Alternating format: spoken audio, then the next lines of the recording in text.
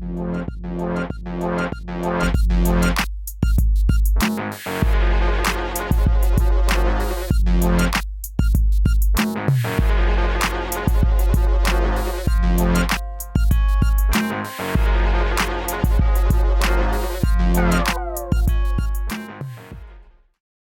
thanks for joining us for another conversation. Our conversation today is with U.S. Senate candidate Kevin O'Connor, who is joining us. Kevin, social distance going on a little bit right here, but this is an idea to have a conversation as we've been trying to do on a regular basis with COVID-19. Kevin's a candidate. Kevin, talk to us about running for office. So why are you in this race? So I am in this race because I am fed up with what the career politicians are giving us in terms of just polarization and lack of problem solving. I'm a dad, I'm a father of 4 boys, I've been a small business owner, I'm a lawyer, I'm used to being an advocate, and I love hearing people's stories, and I love advocating for them and getting things done and solving real world solutions to problems. What are some of the things that you feel are the biggest issues that you are ready to tackle? If you are the Republican nominee on September 1st and come November 3rd? Well, number one is the issue of defunding the police. Right, my opponents on the Democratic side want to defund the police. They've returned all campaign contributions from any police organization.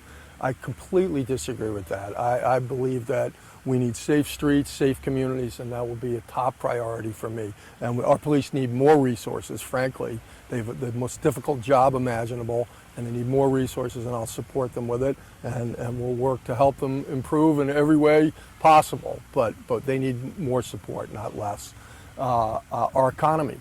We have a fundamental decision as to whether we're going to be a free market, innovative economy, or whether we're going to move toward permanent enlargement of the government and government funding for everything. And I'm a free market person.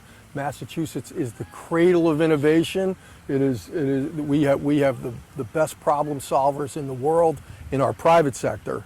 We don't in Congress. And I'm going to go change that. I've worked with a lot of technology companies, a lot of innovators in my career as a lawyer. And I'll bring that to us. And then the third thing is infrastructure. For our state right now, we have a one-party delegation. We have all Democrats. And so that means every time there's a Republican in the White House or either chamber of commerce of Congress controlling, we get shut out. And that's wrong. If you send one Republican senator and one Democrat senator, we'll have it covered. And I will work with anyone and everyone to make sure that we deliver infrastructure projects for southeastern Massachusetts and for the entire state. You and I have had conversations in the past, and I've asked you this question. I'm going to ask you again, knowing that, you're going to have an opponent come September 1st, but then we look at November 3rd, and it's going to be interesting to see what happens on November 3rd, who you're going to be facing. You get 2 titans who are kind of going at it. But your situation is similar to another successful Republican, Scott Brown. Am I correct? Yes, absolutely. So 5 of our last 6 governors have been Republicans in Massachusetts. So Massachusetts voters will vote for a Republican if he or she is a problem solver. And that's what I am. And then I think here they also go, I think people will vote Republican when the Democrats go too far, get too extreme.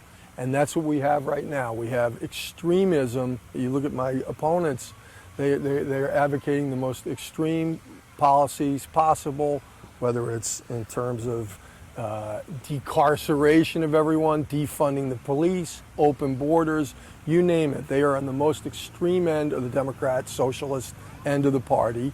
And I think it's too much for the people of Massachusetts. So I think we have a very good shot. I believe that you're also a proponent of education. Talk to me about how important it is, knowing especially there's a lot of questions, a lot of uncertainty going into the fall when it comes to how we're going to send our children back to school. How are we going to be able to afford it depending on the model that communities choose?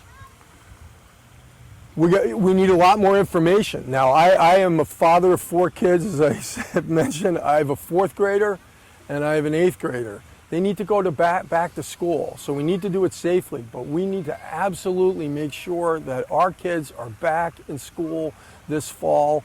The teachers are very creative and resourceful if you empower them to structure their classrooms. They're focused on safety, they love their children, they'll get it done right, but we need to make sure that people understand that they're going to have substantial school this fall. And you think about all the parents, single parents, relying on school for their kids. You think about all the nutrition that schools provide, all the counseling they provide, all the awareness they provide in terms of domestic abuse or sexual abuse or things like that. It's really important that we have our kids checked back in with the schools. So I'm going to do everything I can to encourage people to open the schools and to provide the support that, if necessary, to make sure they can open safely.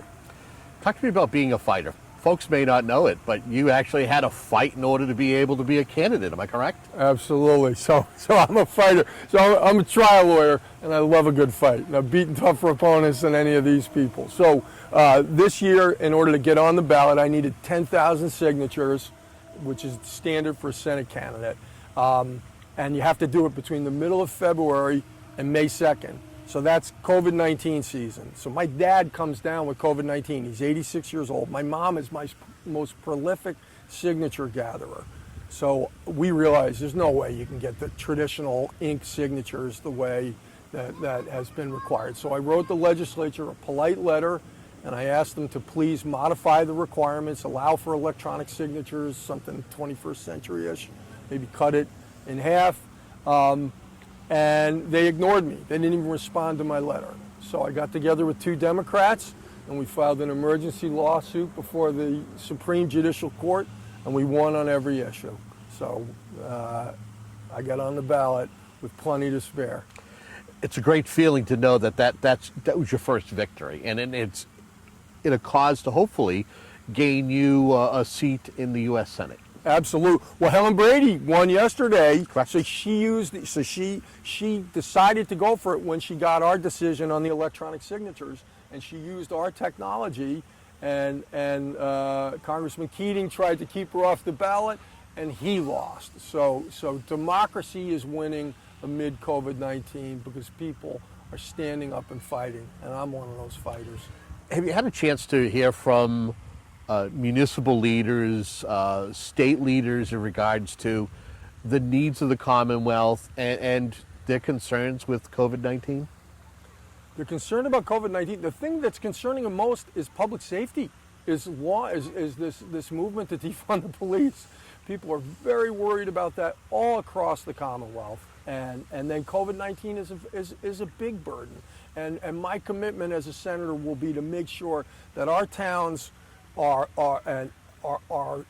they shouldn't benefit from COVID-19, but we need to pick up the revenue slack.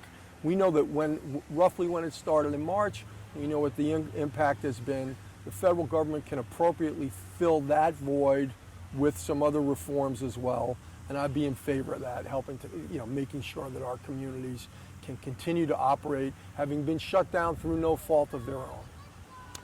Anything we haven't touched upon or any issues? Again, this is kind of a thumbnail to be able to have a conversation with you and talk about some of the key items. Anything we haven't touched upon, but you want to take a moment to discuss? Sure. So fundamental difference between me and my opponents. I will stand up to the Communist Party in China. We talk about COVID-19. The real source of COVID-19 was the Communist Party in China and their failure to be truthful with the American people. And they have caused us enormous harm. They are on the move on a variety of fronts, and they are heading toward an effort to global supreme superpower status. I will stand up for American workers and for a strong America in the face of that. And I feel like my opponents have been totally asleep at the switch on those issues. If folks want to find out more about your campaign, want to learn more about you, they want to get involved with your campaign, how can they do that? So the best way is my website, which is KOC for Senate. So it's K as in Kevin, OC, FOR, Senate.com. And there's volunteer information there. There's information about our positions. and lots and ways to connect with our social media. Kevin, I want to thank you for joining us and doing a little social distancing to do more. Initially, when I had said, "Hey, let's have a conversation, let's do it Zoom," you're like, "No, let's meet, let's do it properly, let's do it safely, but let's get in front of the cameras." And that's what we're doing, and we thank you very much for. We applaud you for saying, "Hey, let's get together." Thank you. This is awesome, and I love your show. Thank you so much. Gilbert. I want to thank you very much for tuning into this program and many more like it. If there's anything that you want to see, please reach out and contact us. Have a great day.